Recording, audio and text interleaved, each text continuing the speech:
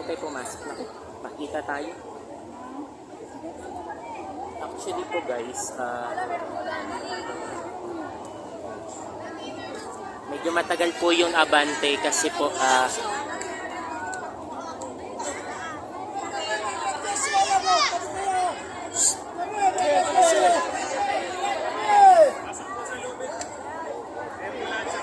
may ambulansya kami.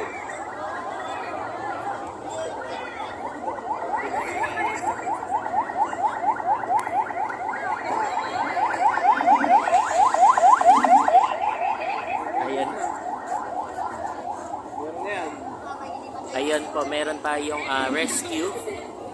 Ayun, paramedic. Hindi po mawawala yan dito sa bayan ng Taytay. Laging present po ang lahat. Nagulat tayo kay kuya, may ambulance. Ayun, may paramedic na po palang nakaparada.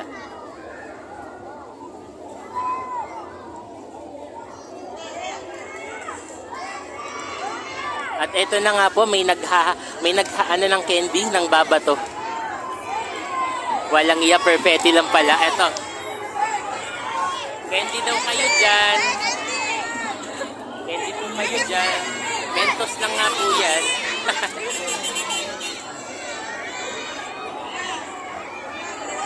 Rosario Ocampo Elementary School.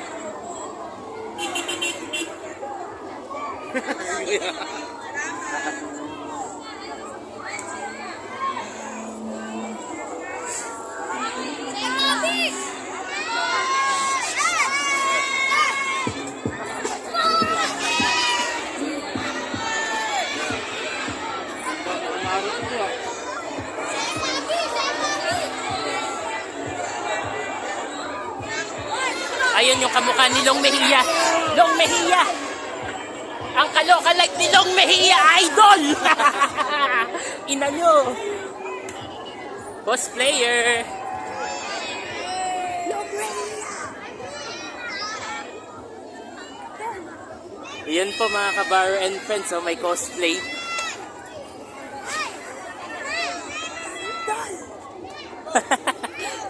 Nakita niyo po mga kabaro and friends, yun yung sumali sa Kaloka Like Phase 4, Long Mejia, si Tatay Ernesto.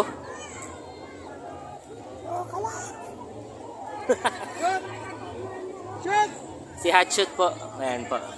Hello po. Mr. Hotshot. Eto na.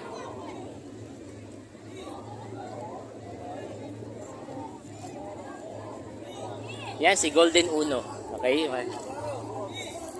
Si Kacholo po nandito. Sabi ko na nga po, present tayo lahat eh.